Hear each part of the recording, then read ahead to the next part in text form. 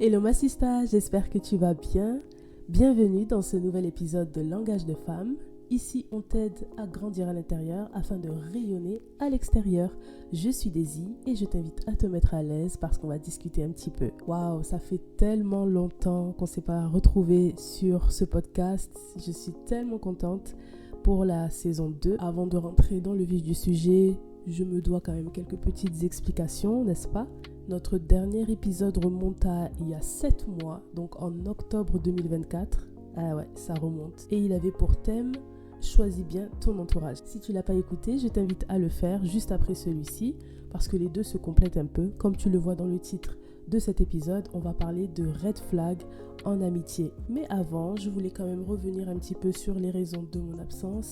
Donc déjà, il y a eu pas mal de choses.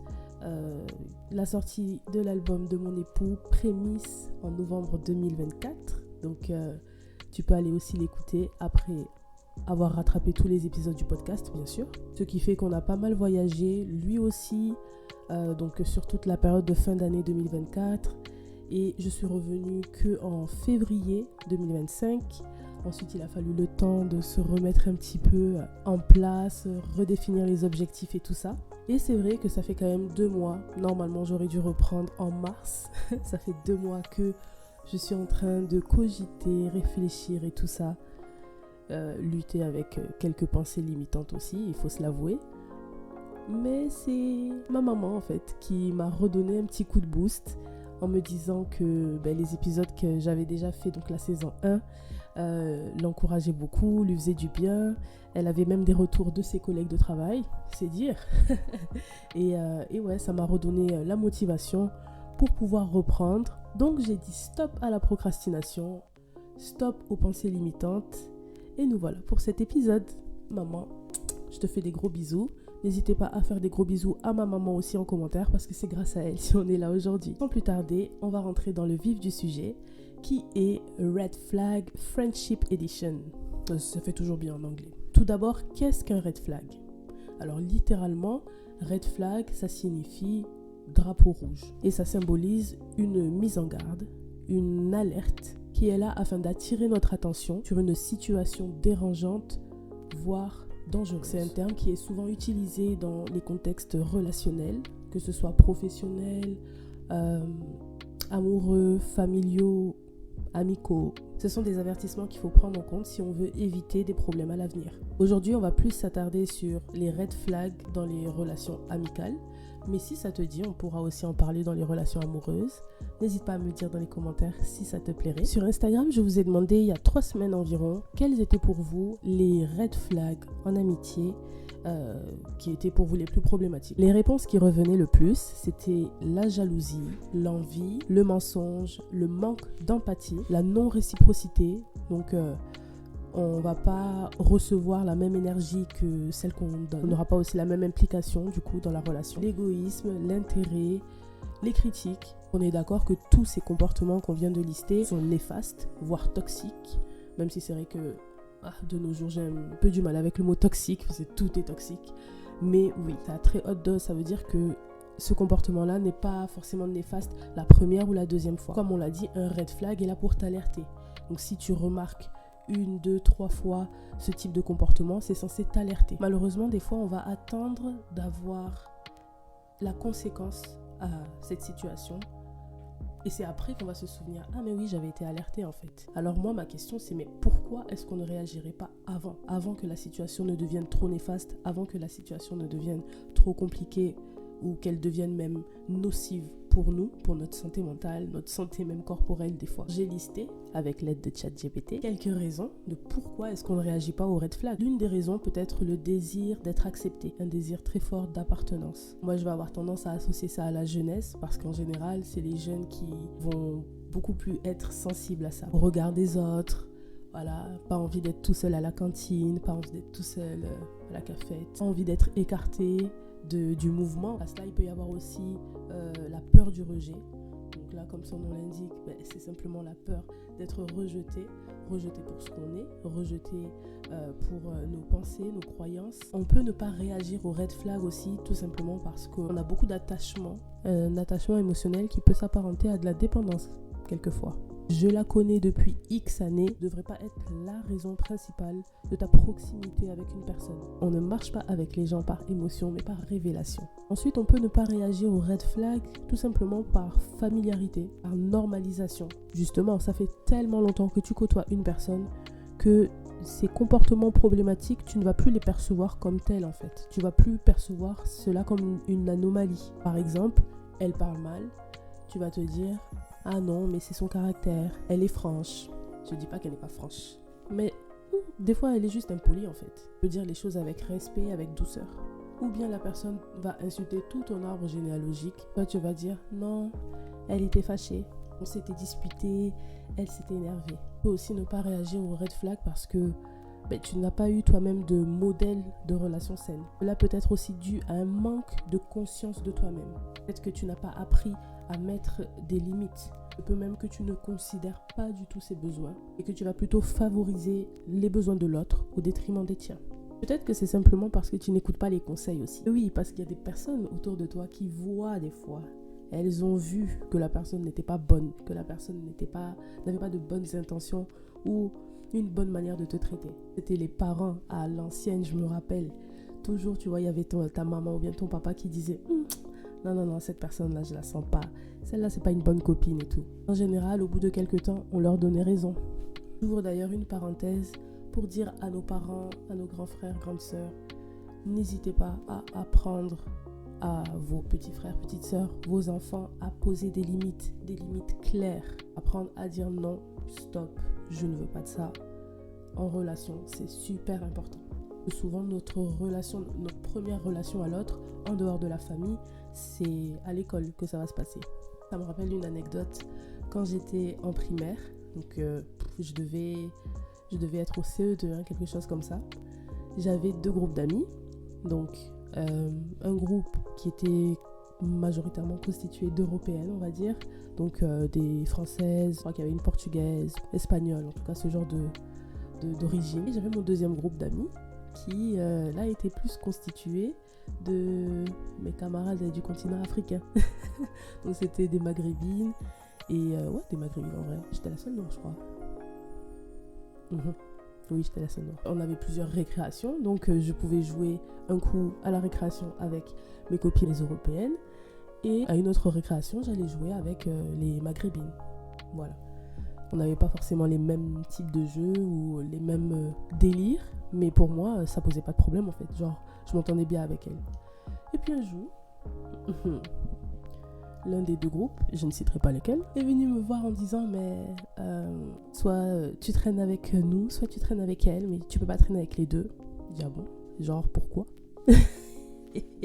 J'ai dit je traîne avec elle alors. Genre toi tu vas m'imposer avec qui je dois parler, avec qui je dois pas parler, genre non. Mais très rapidement en fait à l'école j'ai compris que non, ça c'était pas un comportement que je voulais pour des amis, ça ne marchait pas. D'ailleurs quand elles ont vu que mon caractère était bien placé elles ont dit bon finalement tu peux venir jouer avec nous parce que j'étais quand même une de super bonne compagnie. Donc elles n'ont pas assumé la perte de cet être. Mais tout ça pour dire que c'est à l'école en fait que ça se passe. Même en étant chrétien, ça veut pas dire que tu dois te laisser marcher dessus. Tu vois, ça veut pas dire que parce que tu es chrétien, tu dois te laisser cracher au visage. Non. Le cliché Ned Flanders avec Homer Simpson, no. Oui, tu tends l'autre joue. Je dis pas non, tu tends l'autre joue. Mais dans ton amitié, ton cercle privé, tu as quand même le droit de faire des choix. Tu as le droit de ne pas vouloir marcher avec certains types de personnes. Ça, c'est non négociable. Une fois que tu as identifié le pourquoi, donc que tu as un peu identifié dans quelle catégorie tu te trouves, parce que oui, ça commence par toi-même. Avant de dire cette personne-là est toxique, il faut se demander, ok, mais pourquoi moi je laisse cette personne-là que je considère comme étant toxique ou qui a des comportements toxiques, pourquoi est-ce que je la laisse dans mon environnement, pourquoi je la laisse me traiter comme ça et tout. Donc ça commence par toi-même. C'est un travail que j'ai eu à faire parce que comme je le disais, là j'avais plusieurs groupes d'amis et tout, mais c'est vrai que j'ai toujours été très entourée. J'ai compris en fait que j'étais très entourée amicalement à l'époque parce que déjà j'étais fille unique. J'avais pas ce côté où quand je rentre j'ai mon frère, ma soeur à qui parler. Non, j'ai toujours, vraiment c'était mes amis, c'était ma famille. Fait que j'avais un très fort attachement et que j'aurais pu laisser passer des fois certains comportements très toxiques. comme je le dis, le fait de comprendre qui tu es peut t'aider en fait à discerner le type de personne que tu vas attirer, le type de personne que tu vas maintenir dans ton entourage et pourquoi. Tout cela, c'est uniquement dans le but de ne pas reproduire continuellement des schémas de relations malsaines. Car comme je le disais, ce genre de relation ne va pas affecter directement. C'est un poison qui se distille au fil du temps. Et à force de rester en permanence avec des personnes qui vont être jalouses, qui vont te rabaisser, mal te parler ou ce genre de choses, petit à petit, l'estime que tu as de toi ne va faire que baisser. La vision que tu as de toi finira par être altérée jusqu'à croire que c'est normal en fait que des personnes se comportent comme ça avec moi parce que je suis comme ci ou comme ça, parce que je ne suis pas assez ceci, pas assez cela. Alors qu'en réalité, c'est juste qu'on t'a empoisonné, on t'a lavé le cerveau à force d'années à te rabaisser, à mal te parler. C'est vraiment triste de voir que certaines personnes pensent vraiment qu'elles méritent de souffrir. Donc vraiment, fais une analyse de toi-même, une analyse de tes relations. Autre troisième point, tu vas regarder ta vie comme une maison. Dans la maison, avec le temps, il y a des vieilleries qui s'accumulent. Elles sont là, tu sais même plus pourquoi elles sont là, tu sais plus d'où elles viennent, tellement ça fait longtemps. Mais il arrive un moment où tu commences à être encombré, tu vois plus très clair, ça t'empêche d'être productive, et c'est le moment pour toi de faire un tri, de faire un grand nettoyage. Ce nettoyage, comment il se manifeste dans tes relations? Premièrement, ça sera de redéfinir la place des personnes dans ta vie. Par exemple, est-ce que tu auras tendance à donner plus que ce que tu ne reçois? Quand je parle de donner, là je ne parle pas forcément d'argent, même si des fois tu vas pas te faire extorquer quand même, tu vas un peu, voilà. Mais je parle surtout de ton temps, de ton énergie. Est-ce que c'est tout le temps toi qui envoie des messages? Est-ce que c'est tout le temps toi qui va essayer de prendre des nouvelles? C'est tout le temps toi qui appelle? C'est tout le temps toi qui propose des sorties? Arrête, on n'a pas dit tu ne parles plus à la personne, mais arrête. Parce que des fois, en fait, ça ne veut pas forcément dire que la personne est mauvaise, tu vois. Des fois, c'est simplement qu'elle est dans son confort. Elle sait que, dans tous les cas, elle va m'appeler, dans tous les cas, elle va m'envoyer un message. Donc, elle ne va plus faire l'effort. Il y aura deux possibilités. Soit cette personne va commencer à elle-même faire l'effort de t'envoyer des messages et tout. Et là, tu te diras, bon, ok, c'était peut-être juste un peu de paresse à un moment de votre relation. Ou alors, elle va pas du tout prendre de tes nouvelles et tu vas te rendre compte que, ouais, en fait, tu faisais le travail pour deux. Le pire, c'est lorsque tu vas avoir l'impression de déranger. Si tu as l'impression de déranger, ce n'est pas une impression, tu déranges. Voilà. Non, mais il faut appeler un chat un chat. Ça voudra simplement dire que tu auras fait de cette personne une amie proche, alors qu'en vrai, c'était juste une connaissance. Si cette personne se comporte comme une connaissance, tu la relègues à la place des connaissances. Ensuite, dans ce nettoyage, tu vas avoir la partie où tu jettes les poubelles. Tu as fait le tri, tu as checké, ok, cette personne, ça c'est bien, ça va à sa place et tout. Il y a des choses qui n'ont pas leur place dans ton maison, du moins ce qui ne l'ont plus. Et alors là, qui que ce soit. Comme je le disais dans le dernier épisode, choisis bien ton entourage. Il ne faut pas avoir peur de dire bye bye. Donc il faut se poser les vraies questions. Est-ce que la relation me fait me sentir bien? Est-ce que j'évolue dans cette relation? Est-ce que je peux réellement être moi-même? Ça aussi, c'est une question. Si dans ton entourage, tu as une personne qui a beaucoup de mal à se réjouir pour tes victoires, déjà, ça, c'est un signe de jalousie. Tu vas annoncer une bonne nouvelle et cette personne aura toujours tendance à voir le « ça ne va pas », tu vois. Elle peut pas simplement se réjouir. Des fois, elle va te faire croire que c'est pour ton bien, c'est pour te protéger. Tu vois, genre, non mais tranquille, faut pas trop sauter, faut pas trop célébrer, on sait jamais. Tu vas simplement appliquer cette expression ivoirienne que j'aime beaucoup, qui dit simplement que si tu ne m'arranges pas, faut pas te jamais déranger. Des fois, c'est pas que la personne est mauvaise dans le fond, hein. Ça peut être à cause de sa vie. Une personne qui parle mal, on dit, il y a peut-être de vraies raisons qui l'ont rendu comme ça. Elle a jamais vu ses parents bien se parler, par exemple. Je ne dis pas que les personnes n'ont pas des bonnes raisons, mais ton cercle privé, en fait, je dis, tu n'es pas assistante sociale, tu vois. Tu n'es pas là pour réparer les gens, tu vois, non. Si tu as dit à une personne une fois, deux fois, il faut pas me parler comme ça, la personne ne cesse de transgresser cette limite. C'est simplement qu'il faut parce qu'on n'est pas à ce niveau-là. Tu peux prier pour la personne, tu peux prendre des nouvelles de la personne pour t'assurer, voilà, que est-ce que tout va bien dans sa vie et autres. Mais tu n'es pas obligé de faire rentrer cette personne-là dans tes 500 mètres. Surtout pas une personne qui va t'insulter continuellement, te rabaisser. Dès qu'il y a un petit truc qui ne lui plaît pas, elle te manque de respect. Non. Tu dois penser à toi. Et enfin, ne crains pas la solitude. Tu as fait ton grand nettoyage et maintenant tu as l'impression que c'est un peu vide. C'est pas grave, c'est un temps. Et c'est un temps qui est ultra nécessaire. C'est un temps qui est bénéfique et j'ai eu moi-même à passer par là à un moment donné. Donc il me semble que j'en ai parlé dans l'autre épisode aussi. Et c'est super important parce que déjà ça t'aide à voir clair dans ton environnement. Ça t'aide à voir clair aussi sur les relations que tu as entretenues jusque-là. Parce que ça te donne un éclairage sur toi-même. Ça t'oblige aussi à te connaître réellement. Donc il y a certaines personnes qui vont fuir en fait cette solitude-là justement parce qu'elles ne veulent pas faire face à elles-mêmes, faire face à leur histoire, face à des possibles traumas, face à des difficultés qu'elles ont eu à passer au fil des années, dans leur enfance, dans leur adolescence et autres. Mais c'est important parce que du coup, tu n'as plus toute cette agitation, tu as beaucoup moins de bruit, de mouvement autour de toi et du coup, ça t'oblige à te poser et vraiment avoir une vraie réflexion sur toi-même.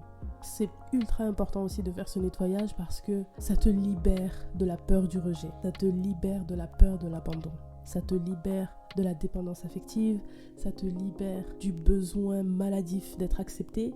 Donc c'est super important d'être libéré de ça parce que lorsque tu veux tellement être accepté, tu auras des fois même tendance à te corrompre. C'est vrai, j'ai dit tu peux t'effacer, tu peux te rabaisser à un point juste pour pouvoir être accepté dans un groupe, mais des fois tu peux te transformer, ça veut dire tu peux te métamorphoser juste pour pouvoir fit in, mais non. Et c'est très important d'avoir ce moment-là en fait un peu, j'allais dire de solitude, mais qui n'en est pas vraiment une, parce que tu es avec Dieu.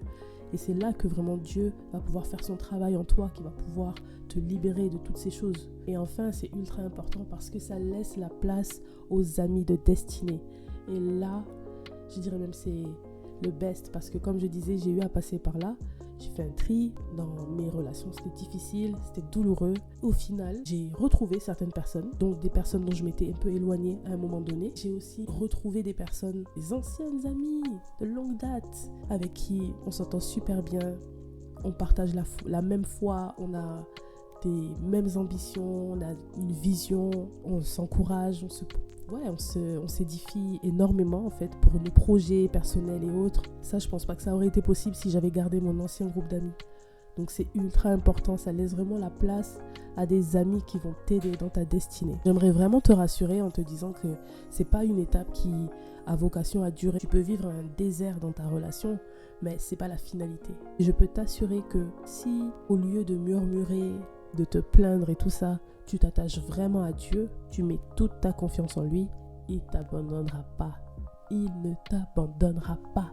Il te donnera de vrais amis qui seront là pour toi, avec tes qualités comme tes défauts, mais qui t'aimeront sincèrement. Pas pour ce que tu peux leur donner, pas pour que eux-mêmes se sentent supérieurs, pour flatter eux-mêmes leur ego, mais des vrais amis de Proverbe 17:17. L'ami aime en tout temps et dans le malheur, il se montre un frère. Voilà, c'est tout pour l'épisode d'aujourd'hui. J'espère que ça t'aura plu. Moi, ça m'a fait beaucoup de bien de vous retrouver. Comme tu l'as vu, l'épisode est sorti mercredi. Les 2 derniers épisodes que j'avais fait de la saison 1 étaient aussi sortis un mercredi. Et je me suis dit qu'on va simplement partir sur le mercredi parce que le lundi, j'arrivais pas à être très très assidue. On repart, saison 2, chaque mercredi. Un nouvel épisode. D'ici là, n'hésite pas à commenter, partager et à me suivre également sur les autres réseaux, donc Langage de Femme sur Instagram, et à t'abonner à la chaîne YouTube. À mercredi, j'ai déjà hâte. Oh my!